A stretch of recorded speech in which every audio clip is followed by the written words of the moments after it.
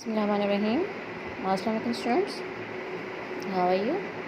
I hope you all are fine. Okay students, kindly open your books.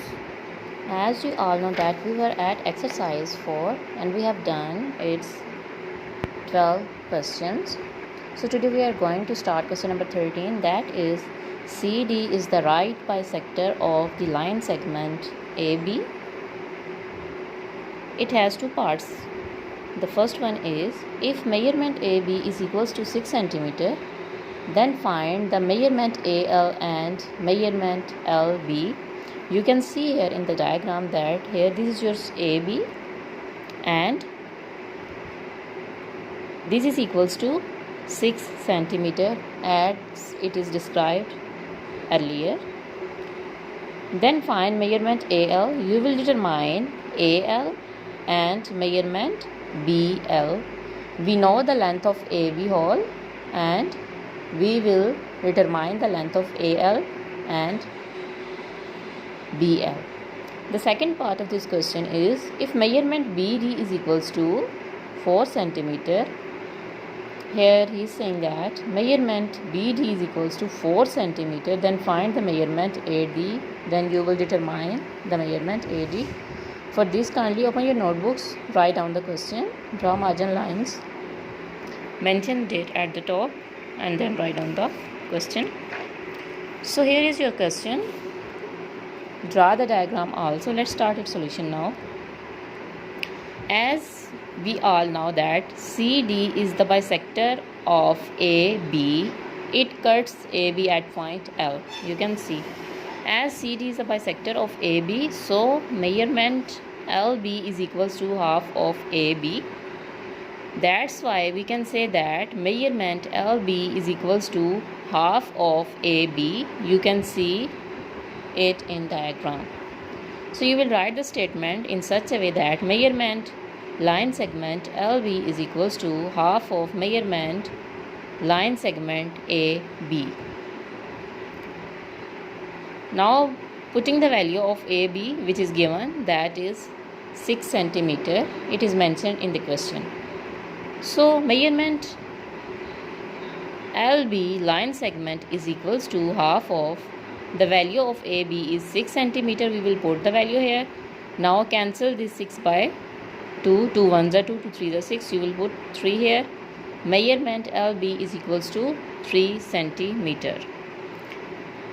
Similarly, point D is equidistant from A and B. As you all know that D is the point which equidistant from B and A.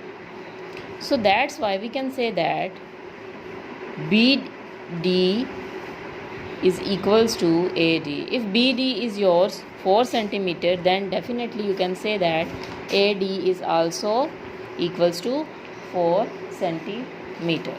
So we have determined the both parts of these questions. Now move to next one. Here the next question is, find the unknown values in each of the following figures using Pythagoras theorem. You can see the last question in the book, that is, find the unknown value in each of the following figures and by using Pythagoras theorem. So let's start these questions now. As in first diagram, you can see that this is your base, this is your height and this is your height and this is your perpendicular. Fine. You will represent it as B is equals to 3 cm. B stands for base. P is yours perpendicular and perpendicular is equals to 4. While this is your height, this is H is equals to X.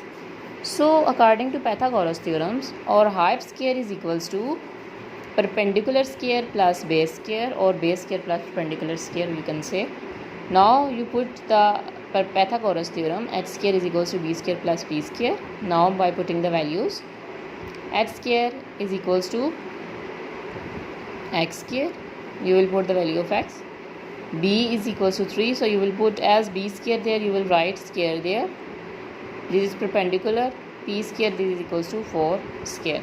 X square is equals to 3 3s are 9, 4 4s are 16, plus 9 you get 25. And as we will determine the value of x, so we want to remove this square. by taking square root on both sides. We will take square root on both sides. This square will be cancelled by this one, and the square root of 25 is 5. 5 5s are 25, so the value of x will be 5 centimeter. Now move to the second part of this question. Here this is your triangle, base is x. Now here you will determine the base. Put the formula h square is equals to b square plus p square. Now by putting the values, your height is equals to 10. You will put h, b is equals to x, you will write x, p is equals to 6, you will put 6 square because there is p square. Now 10 tens are 100 and x square will be as it is 6 is 36. 36 is adding here, it will be negative and it moved to another side of equal. 100 minus 36 you get 64. So the value of x square will be 64. Now we want to remove this square, so you will take the square root on both sides and you get the value of x, that is 8. The next part of this question is this diagram. Here b is equals to 5 centimeter, x is equals to p is equals to x centimeter, while h is equals to 13 centimeter. Now here you will determine the perpendicular. Put the formula here and then put the values, take the square of values and then subtract or add the values and then take the square root and you get 12. After that, here's the last part where p is equals to x, b is equals to 1 centimeter and h is equals to under root 2. Now put the formula, take the put the values. This square will be cancelled by this square root. 1 square plus x square, there will be 2. 2 minus 1 is equals to x square, and when you subtract 1 from 2 you get 1, and the square root of 1 is always 1, so the value of x will be 1 centimeter. So students, today we have completed our exercise 4 and we have winded up our course. So kindly write these questions on your notebook neatly and cleanly, and from tomorrow inshallah we will start our revision. Thank you.